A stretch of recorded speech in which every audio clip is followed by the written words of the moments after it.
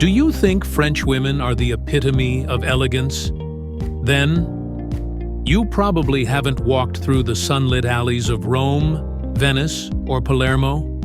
What is it about Italian women, born in a country sculpted by passion, art, and chaos, that makes them effortlessly alluring, fiery, and unforgettable?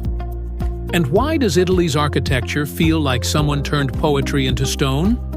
Leave a number 1 in the comments if you're ready. And stay till the end as we uncover the seductive charm and soul of living in Italy. Italy isn't just a country, it's a feeling. Located in southern Europe, this boot-shaped peninsula stretches into the heart of the Mediterranean Sea. With over 7,600 kilometers of coastline, Italy borders France, Switzerland, Austria, and Slovenia, and embraces 2 tiny nations inside it, San Marino and Vatican City. Its population? Roughly 59 million people. But somehow, every piazza, cafe, and cobblestone alley feels like a stage. Here, even a simple espresso tastes like an opera. So what happens when you actually live in Italy, not just visit it for a week? Let's go deeper. Italian women don't just walk, they perform. There's a certain cadence to their movement, a rhythm born not from fashion magazines, but from centuries of living at the intersection of passion and tradition. Let's start with appearance. Italian women are often described as fiery brunettes, with expressive eyes and gestures that tell stories before their mouths even open. But this isn't about hair color or waistlines. It's about presence. Whether she's 23 or 63, a woman in Italy carries herself like a force of nature. You'll find grandmothers in Milan wearing heels sharper than your career trajectory. And then comes the attitude. Italian women are assertive, emotional, and unfiltered in the most charming way possible. They laugh loudly, argue with operatic flair, and flirt without apology. They are not trying to be sweet, they're trying to be real. In a world where many cultures teach women to soften themselves, Italian women sharpen. They don't ask for attention, they demand respect. But make no mistake, behind this fire is substance. Italian women have long defied stereotypes. In fact, Italy produces some of the most highly educated women in Southern Europe. From leading architecture studios to dominating film festivals, women in Italy are creators of culture, not just muses. And in everyday life, they manage households, build businesses, fight for change, and still find time to host dinner that could feed a village. Let's talk comparison. Unlike the polished formality of Japanese women, or the tropical sensuality of Brazilians, Italian women represent a different archetype, the eternal femme fatale. They can argue with you, feed you, and seduce you, all in the same sentence. They don't aim to be liked, they aim to be unforgettable. And of course, we can't ignore the icons. From Sophia Loren, who defined elegance in the 1960s, to Chiara Ferragni, a modern digital fashion powerhouse, Italy continues to produce women who shape global beauty standards without ever asking for permission. So, what happens when a culture expects women not just to exist, but to enchant? In Italy, womanhood isn't a role, it's an art form. But the beauty of Italy doesn't stop at its people. It seeps into its stone, its shadows, and the way light lands on a broken column at 4 p.m. Italy isn't built. It's composed like a symphony made of marble, terracotta, and time. Start with architecture. Italy is the birthplace of Roman engineering, Renaissance symmetry, and Baroque drama. In Rome, you'll walk past the Pantheon, a temple still intact after 2,000 years, its dome defying gravity and logic. In Florence, you'll stand beneath Brunelleschi's Duomo, where every curve feels like the fingerprint of genius. In Venice, Even decay feels romantic. A city floating on history, its palazzos like faded opera singers refusing to leave the stage. And then there's the contrast.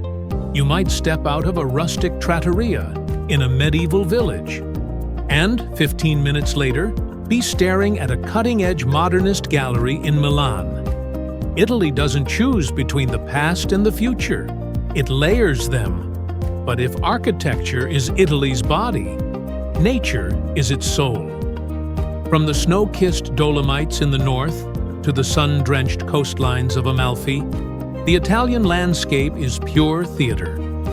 It shifts from dramatic to tender in a single train ride. In Tuscany, cypress trees stand like sentinels over golden hills, each one whispering secrets from centuries past. In Sicily, lava from Mount Etna reshapes the earth every few decades, as if reminding Italians that beauty here is always on the edge of chaos.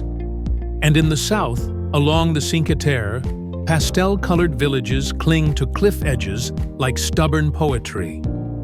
Fishermen's boats bob below. Church bells ring above. Time, it seems, pauses here out of respect.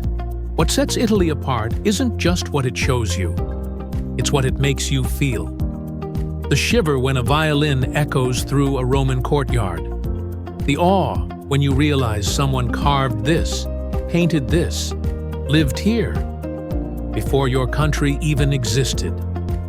In Italy, the buildings breathe, the hills speak, and the silence in between is louder than applause. So, what is it really like to live in Italy, beyond the romance, the pasta, and the piazzas? Let's start with the economy.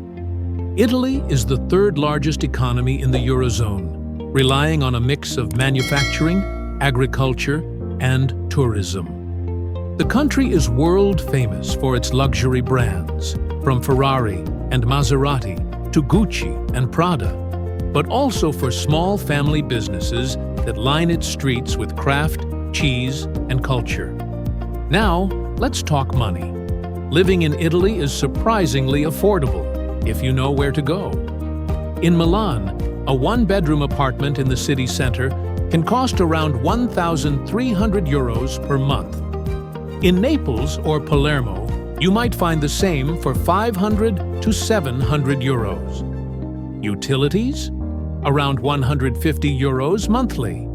A decent meal in a trattoria? 12 euros to 20 euros. With wine included. A cappuccino? Always less than €1.50. Italians believe good food isn't a luxury. It's a right. So what about income? The average monthly salary after tax is around 1,500 euros to 1,800 euros, but varies by region. Northern cities like Bologna or Turin tend to offer higher pay, while the south may struggle with youth unemployment. Yet even with limited income, Italians live richly in relationships, rituals, and rhythm. Which brings us to lifestyle. This is a culture that prioritizes presence. Lunch breaks can last 2 hours. Shops close in the afternoon for riposo, the Italian version of a siesta. Sundays are for family. Evenings are for aperitivo, a ritual of gathering, drinking, and decompressing with friends as the sun sets over terracotta rooftops. Food is not just fuel, it's theater.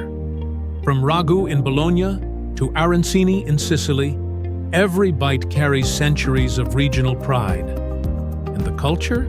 It's deeply communal.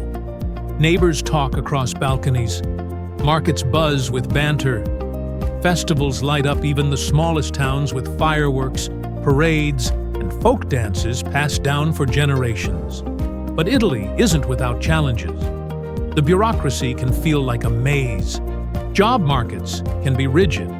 And in smaller towns, outsiders may feel like, well, outsiders. Yet, despite these flaws, Italy remains magnetic. Because here, life doesn't race. It unfolds. Not in efficiency, but in emotion.